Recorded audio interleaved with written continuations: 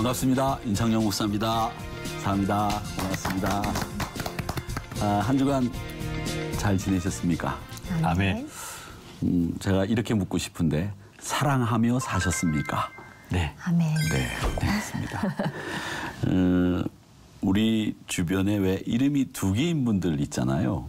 그러니까 유교 문화권에서는 제가 지난 시간에 호도 있다 이렇게 말씀을 드렸는데 가족들 간에 보면 호적에 올라간 이름이 있고 또 가족들끼리 부르는 이름이 있는 경우들도 있습니다. 뭐 애칭이라고 하죠. 그리고 그 남도 분들은 왜 여자 이름 중에서는 그 끝에 이름만 부르는 경우들 있어요. 만약에 소희자매면 소희야 안 하고 희야 이렇게 부르는 그런 그 전통들이 있는데 아마 그거는 가족들끼리 친근한 표현을 그렇게 외자, 한자, 끝에 자만 불러서 친근함을 표현한 것 아니겠는가 이렇게 생각이 들고 또 연인들끼리도 요즘에는 자기네들끼리 애칭을 만들어서 이름을 부르고 서로 자기네들끼리 이렇게 통한다고 하더라고요. 그리고 요즘에는 이제 어릴 때부터 영어 학원이나 영어를 많이 배우는 까닭에 이 어린아이들은 영어 이름을 하나씩 또 다 가지고 있다. 뭐 이런 얘기들을 저는 들었습니다. 두 분 혹시 또 지금 쓰시는 이름 말고 다른 이름 있으신 거 있나요? 없어요. 없으십니까? 아, 네. 없으시군요. 야, 근데 희야하는데 되게 괜찮은데 대야 그러면 세수해야 될 것 같아요. 네, 네, 대야. 성경의 이름 중에서 도르가라고 하는 이름을 들어보신 적이 있는지 모르겠습니다만은 도르가는 네, 좀 생소할 수 있는 이름입니다. 근데 이 도르가에 대해서 오늘 살펴볼 텐데 이 도르가라는 사람이 어떤 인물인지 우리가 살펴보면서 그분이 무엇 때문에 우리가 공부를 해야 되고 세상이 감당하지 못했던 믿음의 사람인가 이런 것을 생각해 보도록 하겠습니다.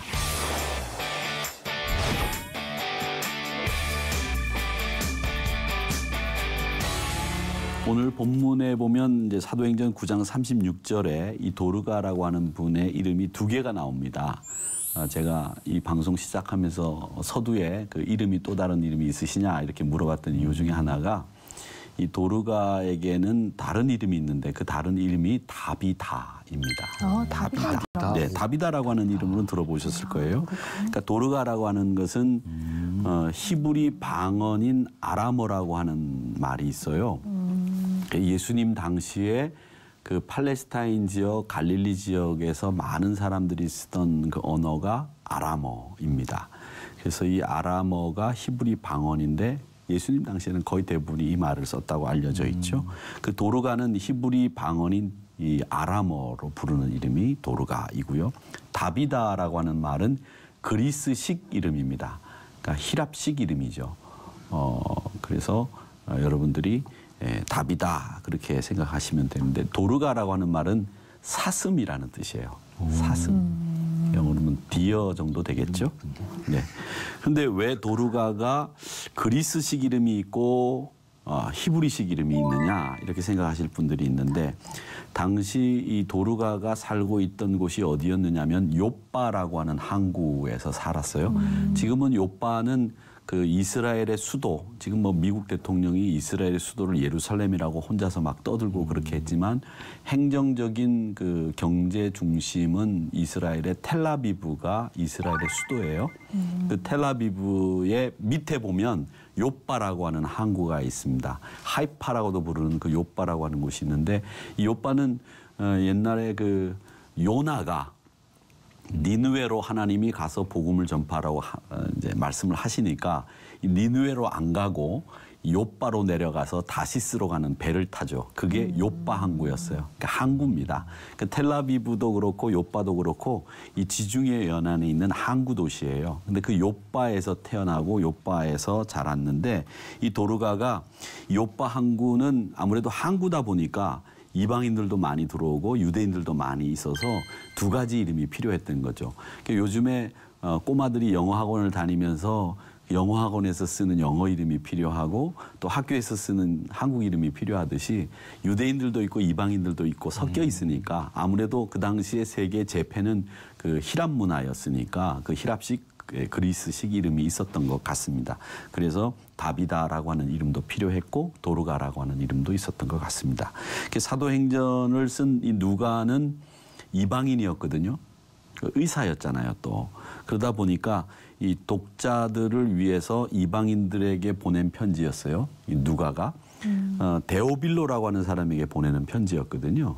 그래서 이 편지 안에는 그리스식 이름인 다비다라고 하는 이름도 갖고 있었다라고 하는 것을 알려줌으로 해서 이방인들의 회심을 염두에 두고 두 개의 이름을 기록한 것이 아니겠는가 이런 생각을 해볼 수 있습니다.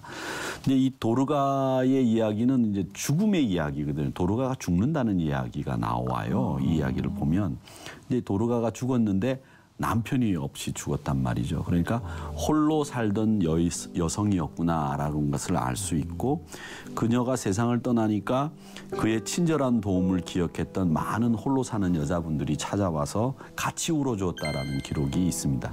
그러니까 동병상련이라고 하는 말이 있잖아요.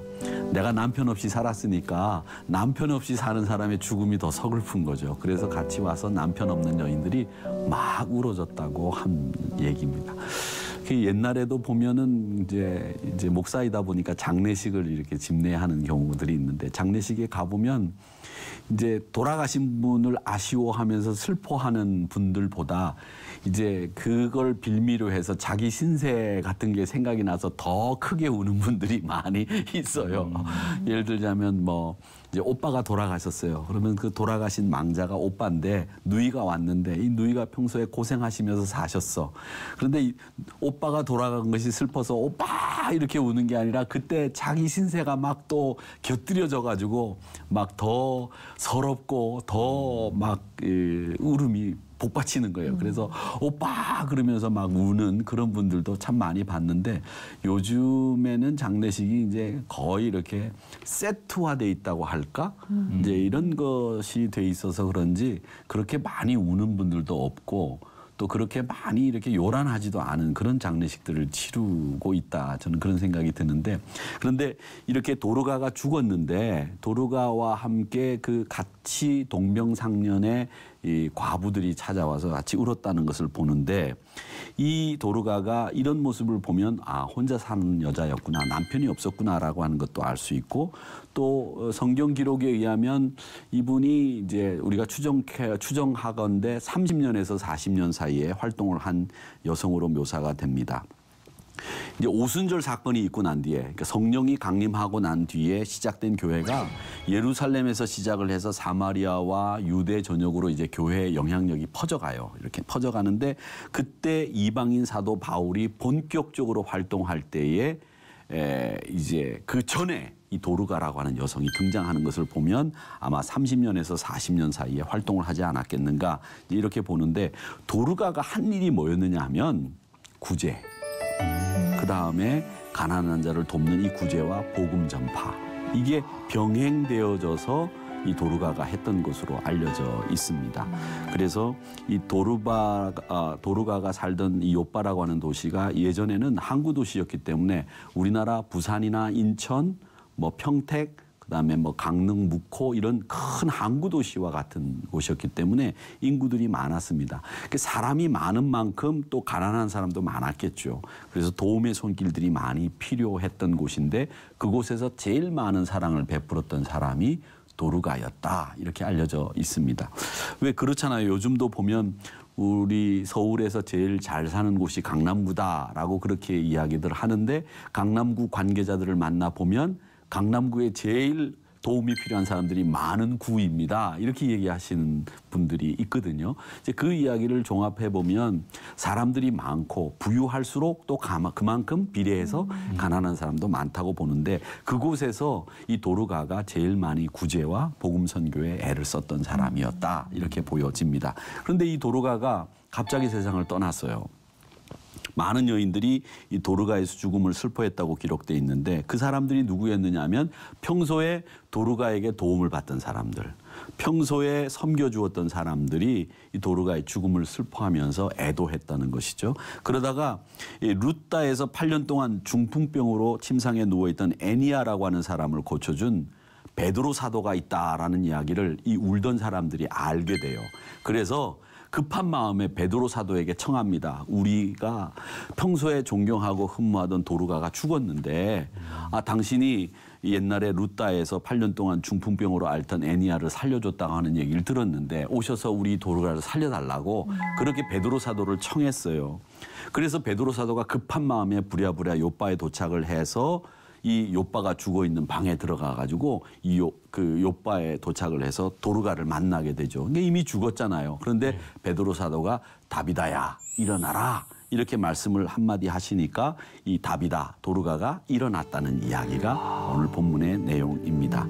자, 그런데 이 이야기를 보면 기적이 일어난 기적 사화이지요. 그런데 우리가 중요하게 보아야 될 점은 이 도르가의 죽음을 뜻하지 않게 맞은 사람들의 반응을 우리가 좀 주목해 볼 필요가 있어요. 이게 뭐냐면 37절에 보니까 그녀가 죽으니까 시체를 씻어서 다락에 누였다 이렇게 되어 있습니다. 근데 당시에 시체를 깨끗하게 씻는 거 염한다고 하잖아요. 이건 우리도 요즘에 하고 있는 일인데 이 염하는 건 당시 장례 풍습의 어느 나라나 장례 풍습의 하나입니다. 그런데 이스라엘 풍습은 사람이 죽으면 바로 그날 장례를 치릅니다. 그러니까 왜냐하면 당시에는 뭐 냉장 시설이 있거나 이 사람을 이렇게 오랫동안 보관할 수 있는 상황이 아니었기 때문에 죽으면 바로 제가 지지난 시간에 말씀드린 것처럼 굴에다가 갖다가 놓는 거죠. 그런 다음에 이 사람이 완전히 뼈로 변하게 되면 그때 이제 조상들의 뼈와 함께 같이 모셔두게 되고 그 다음에 또 돌아가신 분 거기다 모시게 되는 거죠. 그렇게 되는데 이 냉동 시설이 없기 때문에 바로 묘로 옮겨야 되는데 이 도르가 다비다는 죽은 다음에 묘로 바로 안 옮겼어요. 방에다 모셔뒀단 말이죠. 그래서 그 더운 날씨에 방에다가 모셔뒀으면 사실은 하루가 지나지 않아도 사람은 이렇게 이제 부패하기 시작을 하면 냄새가 나거든요. 그런데 이 더운 나라에서 이스라엘의 전통적인 장례 일정을 따라서 치러야 되는데 시신을 깨끗이 씻어서 다락에 뉘어놨다라고 하는 말은 뭐냐면 이 주변에 있는 사람들이 도르가를 어떻게 해서든지 한번 다시 살려보겠다라고 하는 그런 의지를 표현한 거죠. 그래서 베드로 사도를 불렀던 거고. 그러니까 이 말들은 뭐냐면 도르가의 죽음을 진짜 그냥 애석해하는 정도가 아니라 이건 있을 수 없는 일이라고 생각했던 사람들이 그 주변에 있던 사람들이었다라고 하는 겁니다. 그만큼 도르가가 사람들의 신망과 사랑을 받았던 사람이었다라고 하는 것을 알 수 있습니다. 도르가가 죽었을 때에 베드로는 루따라고 하는 곳에 있었는데 이 루따라고 하는 곳은 도르가가 죽은 이 요빠랑 한 18km 정도 떨어진 곳이에요. 18km라면 요즘 같으면 자동차로 달리면 한 20분이면 올 수 있는 거리지만 예전에는 걸어서 오는 길이었기 때문에 한 18km면 4, 16, 한 40리가 좀 넘는 곳이죠. 45리 정도? 뭐 그 정도 되는 거리인데 멀지 않지만 걸어서 온다고 한다면 이 45리 정도 되면 꽤 시간이 걸렸을 겁니다. 그런데 이 꽤 시간이 걸리는 이 루따에 있는 베드로를 요빠에다가 다락방에다가 도르가를 씻어가지고 모셔놓고 루따에 있는 베드로를 청했다라고 하는 말은 뭐냐? 그 말은 지체 없이 와달라는 이야기고 이 말은 상황이 굉장히 시급하다는 이야기고 이건 다비다를 살리려고 하는 간절한 마음이 있었다는 거죠. 간절한 마음. 옛날 그 부흥 강사 목사님들은 이 간절한 마음을 어떻게 표현했느냐면 간이 저리도록 갖는 마음. 이 우리 간이 저리도록 이 갖는 마음을 간절한 마음이다. 그렇게 설명을 하셨어요. 제 어릴 때 기억에 보면. 그만큼 간이 저리도록 조마조마하면서 이 분초를 따지면서 이 도르가가 이 죽어서 이제 썩으면 안 되는데 빨리 베드로 사도가 와야 되는데 이런 마음으로 다락에다 모셔두고 베드로 사도를 청했다라고 하는 겁니다. 그만큼 간절하게 이 다비다를 살리고 싶은 마음이 있었다라고 하는 것이죠. 이건 뭐냐면 여러분 이 여인들이 죽으면 사실은 이스라엘에 있어서 그 이스라엘이나 이슬람 쪽 사람들은 이 여자라고 하는 존재를 남자 존재의 어느 정도로 생각하느냐 하면 이 값어치를 보면 알아요. 남자가 죽으면 보상을 100만 원 해줘요. 그 중근동 쪽에서는. 근데 여자가 죽으면 거기에 4분의 1, 25만 원을 보상해줘요. 그게 그러니까 남자와 여자의 비교를 할 때 항상 그 값어치는 4분의 1밖에 안 돼요. 여자는. 4분의 1이에요. 항상. 그러니까 이 말은 뭐냐면 도르가를 그렇게 간절하게 사모하면서 살려내려고 했다라고 하는 말은 뭐냐면 이 도르가가 여성임에도 불구하고 이 사람들은 값어치로 따지자면 4분의 1밖에 남자의 4분의 1밖에 안 되는데도 그렇게 살리려고 했다고 하는 것은 그만큼 도르가 다비다를 사랑했다라는 얘기입니다. 그러니까 그렇게 살리려고 하는 사람들이 주변에 많았다고 하는 게 정말 복된 일 아니겠습니까? 만약에 우리 승대 형제가 죽을 병에 걸렸어요.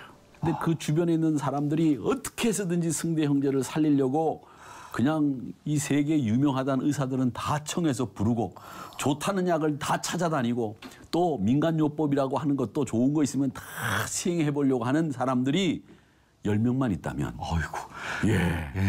정말 죽어도 여한이 없을 것 같아요. 그렇죠? 그럴 것 같아요.